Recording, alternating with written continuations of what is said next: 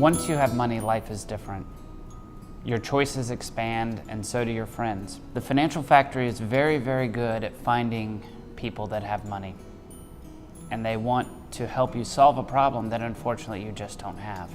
People with money have the ability to live the rest of their life without earning another dollar of income from either investments or employment earnings forever. That is the definition of independence. But it's unfortunate how hard it is to keep money.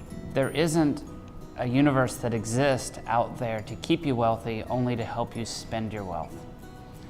And the people that are successful long-term understand what's important to them, they know what makes them happy, and anything that doesn't fit with those two things they ignore.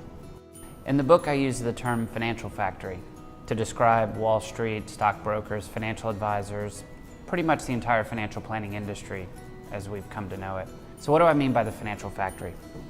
Well, I borrow it because a factory allows for products to be produced in a very efficient manner, but the unfortunate thing is every single product is exactly the same. The advice that's coming out, the ideas that are being told to everybody are all exactly the same, but the problem is all of us are different. Some of us have an inflation risk, others don't. Some of us need growth from the stock market, others don't. Some of us need income, others don't. So the financial factory template approach to financial planning is toxic to somebody with wealth. I've had several people walk in my doors that sold their company or got divorced and walked away with a very sizable chunk of money. And the unfortunate end of our conversation is now they have to go find a job because the money that should have lasted them forever didn't. And it's partly the fault of the people that were advising them, but it was also the fault of the person taking the advice, because we are all in charge of our own destiny. And if we make a bad decision by listening to somebody else, then we're the ones that suffer the consequences of those decisions, not the person that gave you the bad advice. When you have wealth, there's no reason to never have it again. Financial suicides are preventable. It just takes a different approach, a different style, one that focuses on you and the things that are most important to you and your family. It focuses on the resources around you, the things that you control, the leverage points in your life. It focuses on the risks, the things that can sink the ship.